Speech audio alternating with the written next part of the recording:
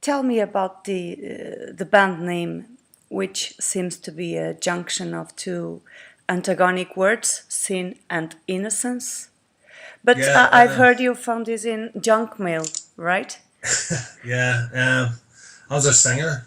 He was. We were just talking about names and stuff, and he uh, he just found it in like a junk mail, like a deleted item.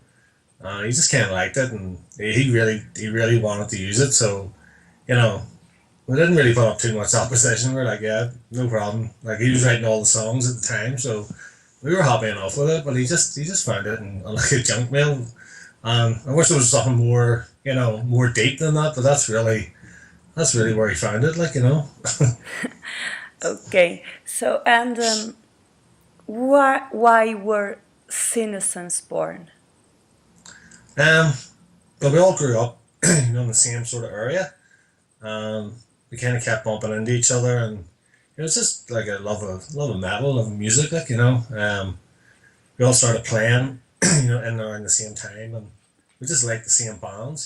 So we just said, right, well, we'll get together for a jam. It wasn't really anything more than to get together, have a few beers, have a jam. There wasn't really much of a rock scene at the time or a metal scene. Like the metal scene now at the minute is very strong and has been over in Ireland, Northern Ireland for the last 10 years has been really good. But at the time there wasn't really too many places to gig and stuff, so we just started writing songs, doing cover versions. Didn't gig for a wee while, and then we just ended up with a bunch of songs. And we thought, right, we'll go and record this, and just one thing led to another, and then the band sort of we began to take it a bit more serious, But at the start, it was just friends, just like most other bands, just wanting to play a bit of music, Yeah. And you've been active for more than 10 years now, Yeah. and have So released a few demos and a few albums. However, I'm afraid to say you are quite unknown, especially here in Portugal. I don't think I've ever heard of you before I saw your name in an email. So yeah. why is that? Didn't you Um. promote yourselves properly, or? Um.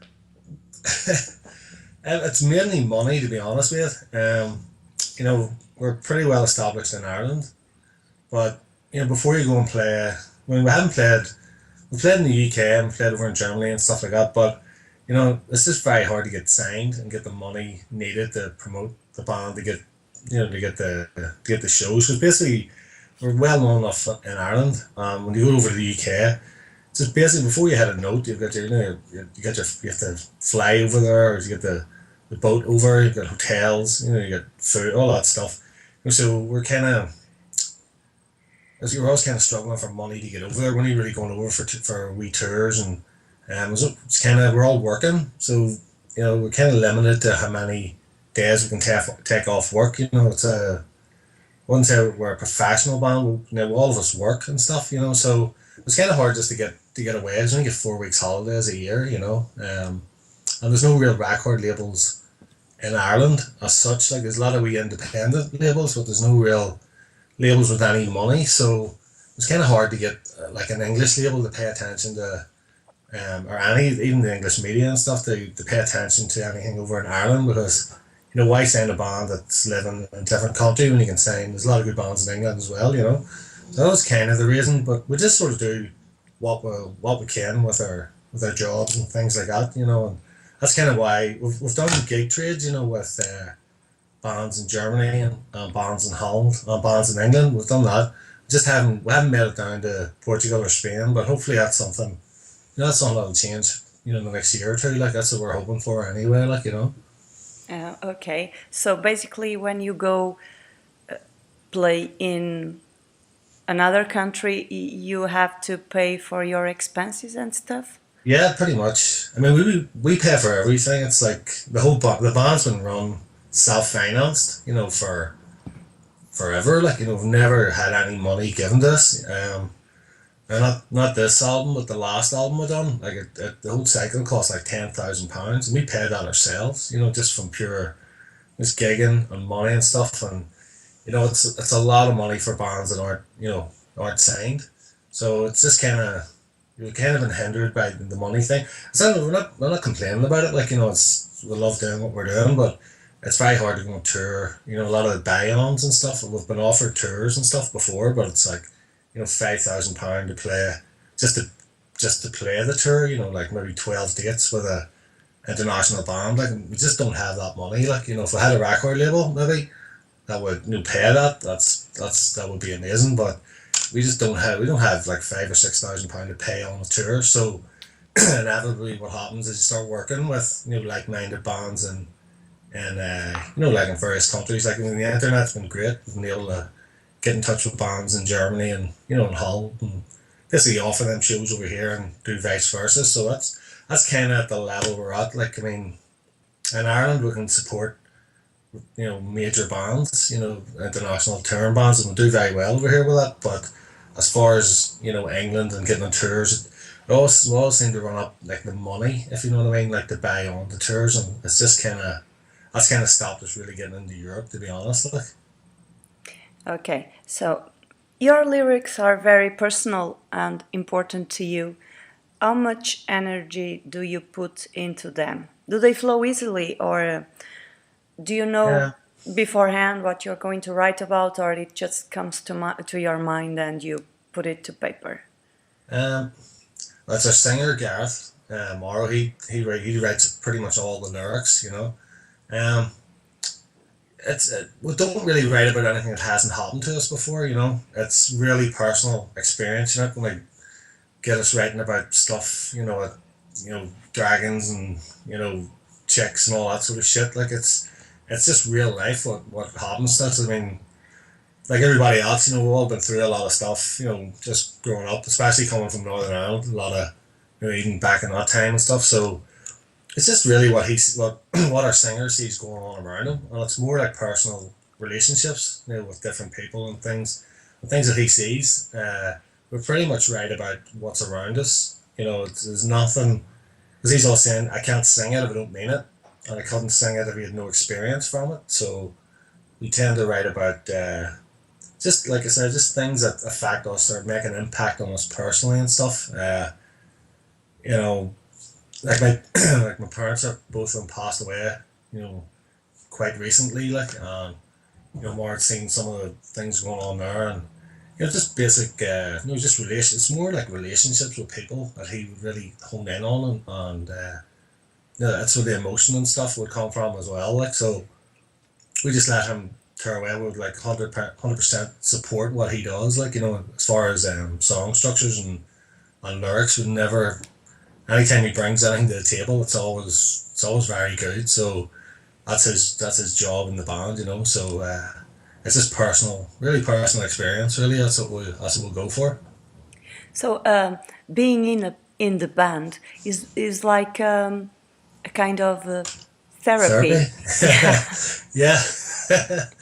It's not a bad way to put it. It's especially for myself. Like, no matter what's going on, no matter what's going on in your life around you, like, for the most part, every Wednesday or every Saturday at practice, everybody's there, and you can go in and get stuck into the music. And I think it's happened a few times, like, where one of us going through a bit of a patch or whatever, but the band's always there, and it's really nice to have that, like, but yeah, it definitely comes out in the music. There's no two ways around it. So it's a good healthy outlet for that sort of stuff.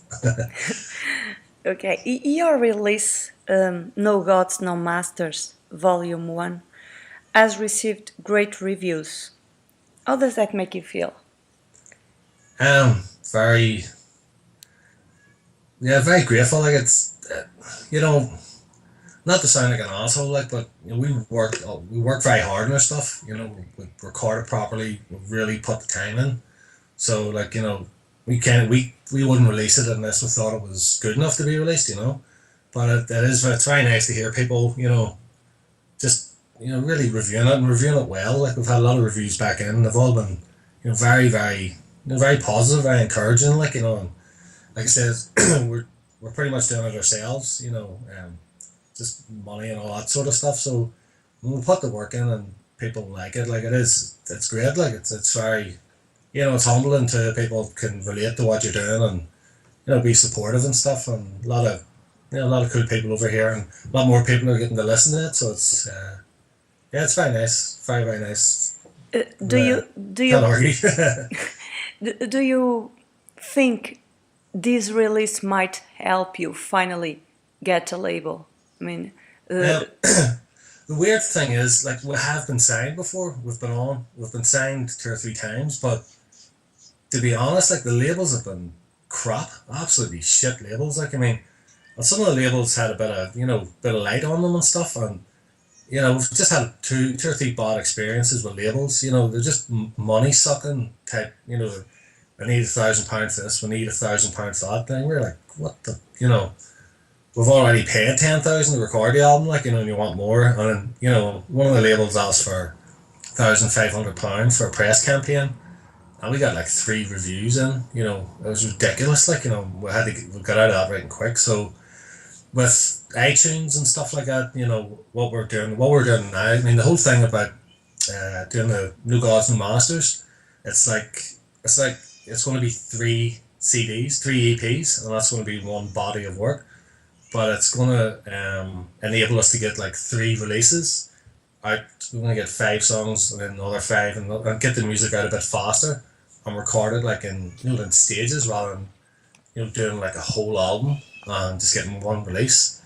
And it's our plan, just to put the stuff up on iTunes, and it's very direct now because you can have it up there and you have it all over the world. It's a click of a button, and you can get the stuff. And the record labels aren't really, I'm not really sure how much they're needed anymore. With the ability to put your stuff up on iTunes. And what we've done now is we're working with a management company, and we're working with a PR company.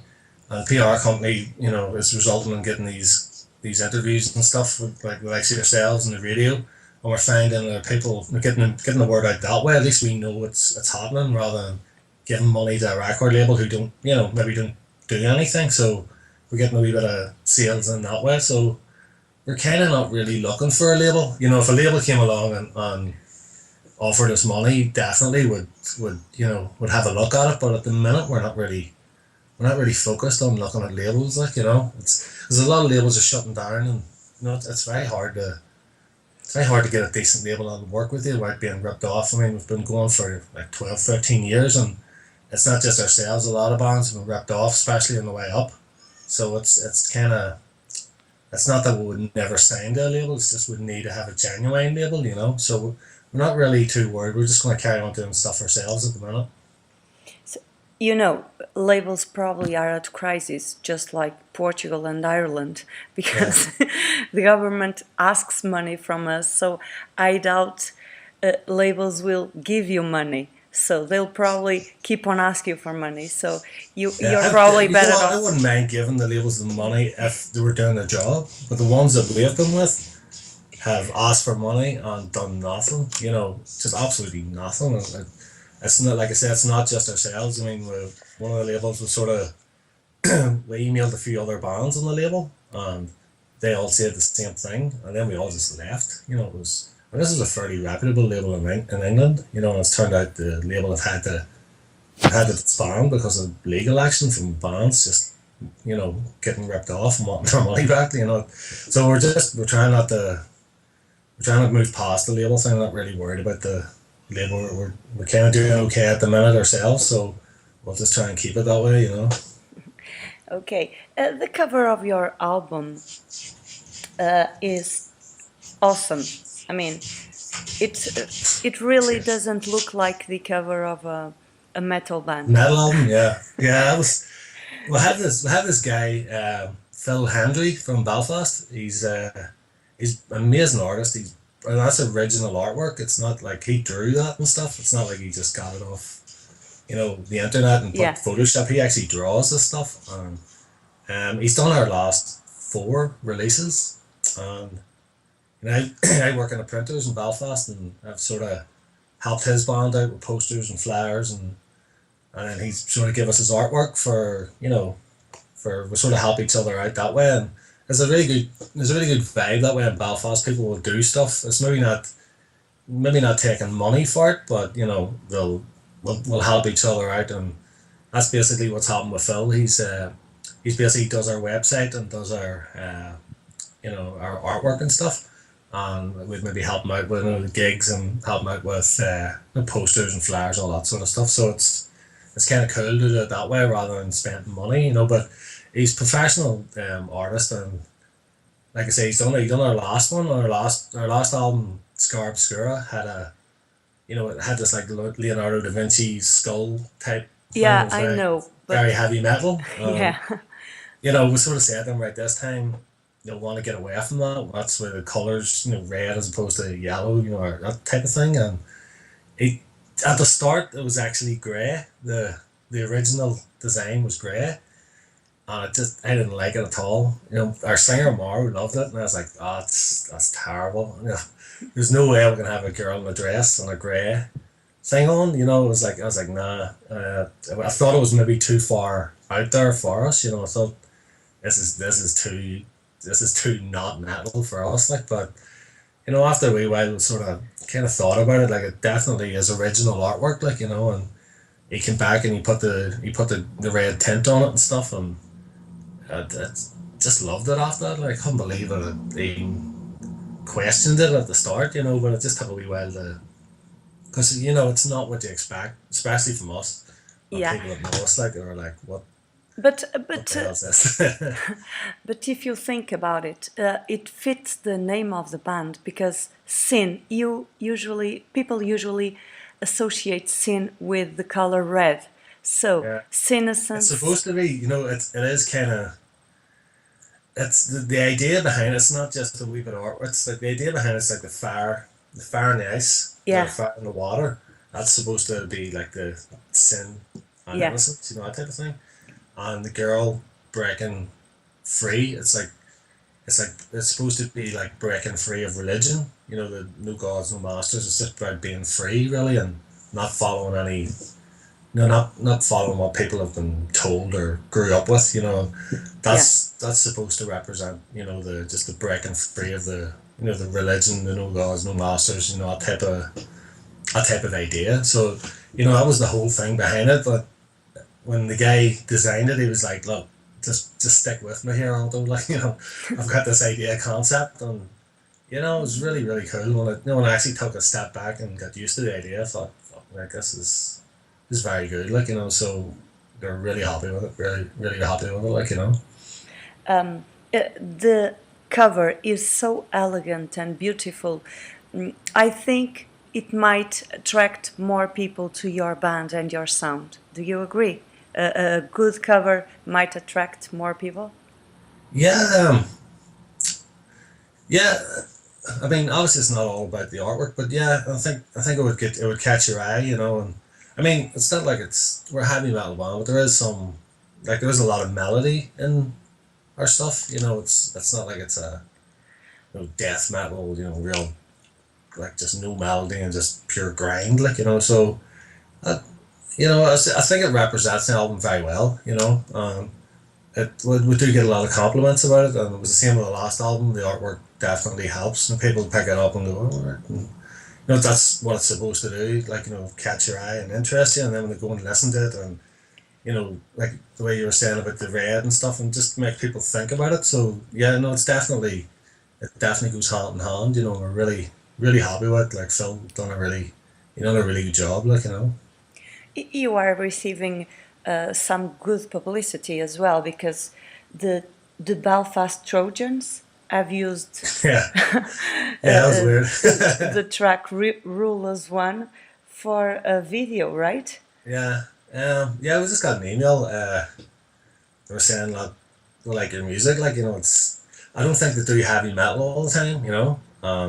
They said we really destroyed this other team. We want a real heavy song. Do you mind if we use your song? It's like, yeah, knock yourselves out. I was actually surprised they chose that one because I said to them with a new album out and I'll send you some new tracks, and they're like, oh no, we've got the one we want. And I think it's maybe the rule is one, just the fact that they beat the team 60 nil or something, they really destroyed that other team. So they just wanted use that track. So we were happy, like, you know, and they're the champions, like, of the All Ireland thing at the minute. So yeah, it's pretty cool. Not a bad thing to happen, like, you know.